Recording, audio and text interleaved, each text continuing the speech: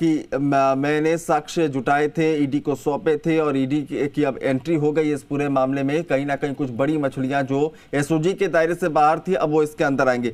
क्या आपको लगता है कि एसओजी की एंट्री के बाद कुछ सियासी जो है मसले जो है टकराव की स्थिति बनेगी, क्योंकि बीजेपी लगातार जो है कांग्रेस के इस मामले को लेकर घेरती आई है?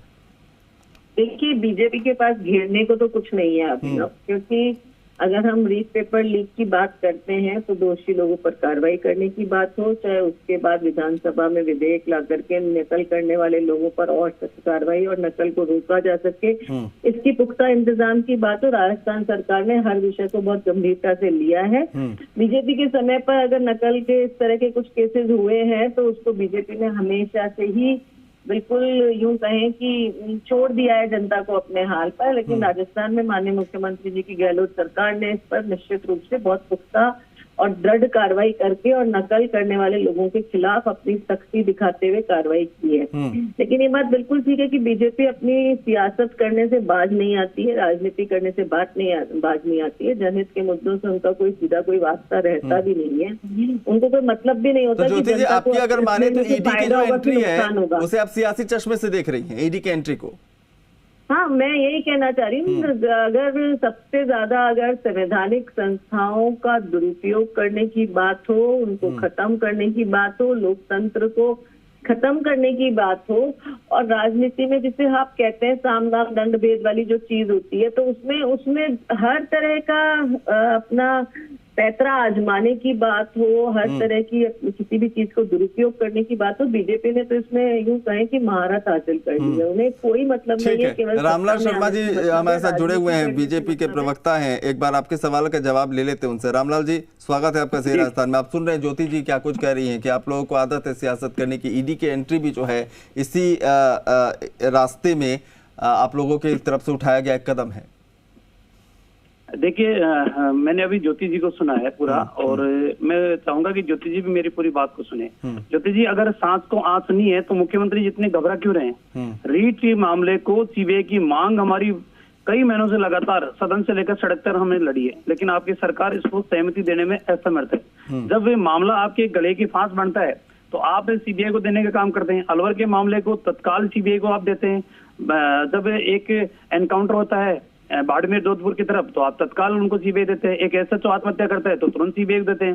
तो अपने गले की फांस को निकालने के लिए तो आप सीबीआई देते हैं, लेकिन सरकार के नुमाइंदों तक, आपके गिरबान तक अगर कोई फंदा पहुंचने की कोशिश करता है तो आप वो सीबीआई से इनकार करते हो। इसलिए करते हो क्योंकि इसके अंदर कई मंत्री लपेटे में आ रहे हैं, मुखिया जी तक सीबीआई की जांच आंच आने की संभावना है, इसलिए आप इनकार करते हो। और निश्चित रूप से मैं कह रहा हूं कि जो डॉक्टर किरोड़ीलाल मीणा ने आरोप लगाए हैं कि 400 करोड़ रुपए से अधिक का ये मनी लॉन्ड्रिंग हुई है इस पूरे मामले के अंदर, 26 लाख परिवार जुड़े हुए हैं, तो इनकी हकीकत सामने आ जाएगी कि जब ईडी जब जांच करेगी तो 101% दोषी पाई जाएगी। ठीक है, ज्योति जी सुन रही हैं आप? रामलाल जी का साफ कहना है अगर 40 मैं रामलाल जी की बात का जवाब दे देती हूँ कि इन्होंने कहा कि बिल्कुल सच्चाई सामने आएगी, सांच को आंच नहीं है तो क्या दिक्कत है? हाँ, हमें कोई दिक्कत है भी नहीं, लेकिन बात ये होती है कि आप हर चीज पे, जब राजस्थान की सरकार खुद ही एक्शन लेने को तैयार है, लगातार एक्शन लिए हैं, आप तो अपने मंत्रियों का बताइए ना, जो वॉइस सैंपल देने को तैयार नहीं होते। अगर सांच को आंच नहीं है तो क्यों नहीं वॉइस सैंपल देते? क्यों वो बड़ी बड़ी बातें करते हैं कि अगर आप हमारा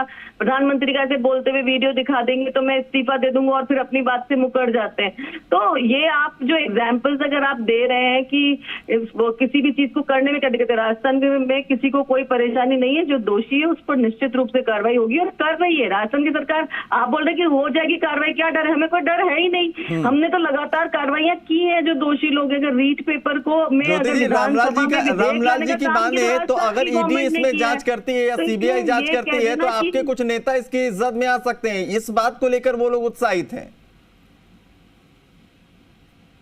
ज्योति जी, मैंने कहा कि रामलाल जी की अगर माने तो केंद्रीय एजेंसी की इसमें एंट्री होने से कुछ आपके नेता जो इसकी जद में आ सकते हैं, इस उम्मीद में बीजेपी जो है खुश हो रही है।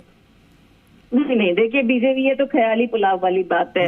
यूं कहते हैं कि मुंगेरी लाल के हसीन सपने देखने वाली बात है कि हाँ ईडी की हमने एंट्री कर दी है तो अब हम कुछ लोग इसमें शामिल हो जाएंगे। ये तो डराने और धमकाने का काम ईडी के माध्यम से लगातार केंद्र की सरकार द्वारा किया जाता रहा है। हाँ। कि कैसे दबाव बनाया जाए, कैसे उसका सियासीकरण किया जाए, कैसे इसका दुरुपयोग करते हुए लोगों को वो दबाव बना करके उन्हें घेरा जाए। लेकिन सच्चाई तो सामने आती है, तो इसलिए ये चीज तो हम बार बार कह रहे हैं कि उससे कोई डर नहीं है। लेकिन ईडी के माध्यम से जो दुरुपयोग, धमकाने, डराने का, दबाव में लाने का काम चुनाव जीतने के समय पर, चुनाव के जीतने के लिए और चुनाव के समय पर जो कर रही है वो बीजेपी केवल सियासत रामलाल जी, आप लोगों ने अपना मुख्य हथियार आप लोगों ने निकाल लिया, ज्योति जी कह रही है।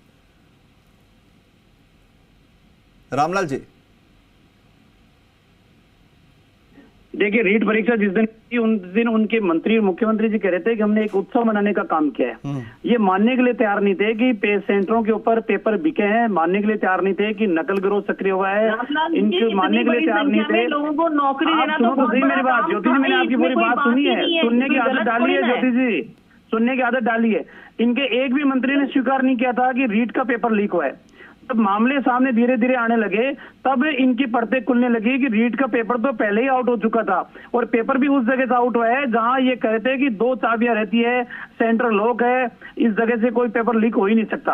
हकीकत सामने आई कि 26 लाख परिवारों के भविष्य को अंधकार में करने का काम इन्होंने किया। दूसरी बात ये कह रही है कि साहब ईडी के द्वारा आप एक हथियार के रूप में इस्तेमाल उसको करते हो। हथियार के रूप में कोई इस्तेमाल नहीं करता। जो बेईमान होते हैं उन बेईमानों के गिरबान तक जब हाथ पहुंचता है तो इनको लगता है कि जो हमारे साथ अन्याय रामलाल जी जितने खुलासे हुए, रामलाल जी जितने खुलासे हुए अभी तक, बीजेपी का होते, कांग्रेस का होते, अन्य, सुन लीजिए रामलाल जी, अब तक जितने खुलासे हुए एसओजी की तरफ से किए गए थे ना, तो फिर एसओजी पर आगे के लिए भरोसा क्यों नहीं कर पाते हैं आप लोग? अब तक के खुलासे तो एसओजी ने ही किए ना। नहीं, आप मुझे एक चीज बता दो, एसओजी ने खुलासे किए हैं। एसओजी ने एफआईआर दर्ज की कांग्रेस के विधायकों के खिलाफ सरकार अस्थिर करने की।